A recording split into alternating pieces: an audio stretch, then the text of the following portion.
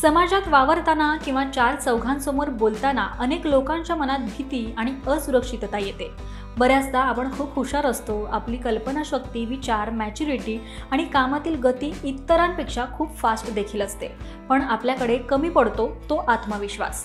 बोललो तर कोणी हसेल किंवा नावं ठेवेल असं वाटतं आणि चार चौघात आपण हुशार असून सुद्धा शांत बसतो आणि ऑफिसमध्येही आपलं श्रेय दुसरीच व्यक्ती घेऊन जाते, जिची योग्यताच नसते।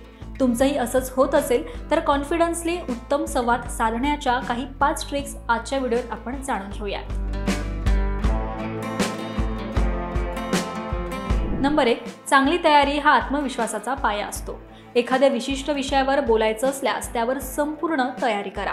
जितकी तयारी चांगली असेल तितके तुमचे विचार स्पष्ट होतील आणि त्यामुळे बोलताना भीती वाटणार नाही।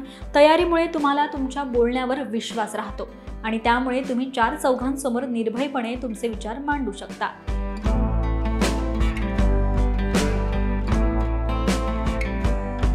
नंबर 2, आरशासमोर बोलण्याचा सराव केल्यानं तुमची देहबोली अर्थात बॉडी लँग्वेज सुधारते। तुम्ही कसे बोलता, तुमचे हावभाव कसे आहेत हे तुम्हाला समजतं। आरशासमोर सराव करताना तुमचे शब्द, आवाजाची पट्टी आणि चेहऱ्यावरील भाव यावर लक्ष केंद्रित करा।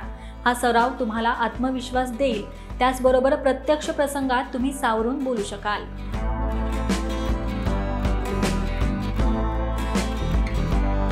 नंबर 3, बोलताना घाबरल्यामुळे श्वासोच्छवास वेगानं होतो, ज्यामुळे शब्द अडखळतात। श्वासोच्छवासावर नियंत्रण ठेवल्यास शांत आणि स्थिर बोलणं शक्य होतं। हळूहळू श्वास घेणं आणि सोडणं याचा सराव करा, ज्यामुळे तुमची मनातली भीती कमी होईल आणि आत्मविश्वास वाढेल। यामुळे तुम्ही बोलताना अधिक शांत, संयमी आणि नियंत्रित दिसाल।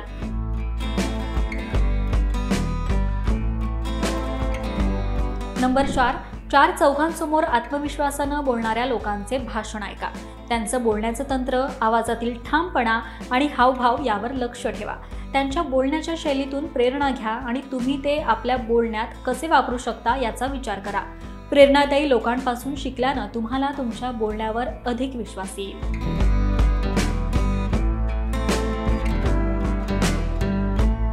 नंबर 5, सुरुवातीला लहान गटासमोर बोलण्याचा सराव करा। कुटुंबीय किंवा मित्रांमध्ये विचार मांडून पहा। जेव्हा तुम्ही ओळखीच्या लोकांसमोर बोलायला शिकता तेव्हा आत्मविश्वास हळूहळू वाढतो। लहान गटामध्ये बोलण्याचा अनुभव आल्यावर तुम्ही मोठ्या गटात सुद्धा सहजपणे तुमचे विचार मांडू शकता। हा सराव तुम्हाला आत्मविश्वासानं आणि निर्धारानं बोलायला शिकवतो।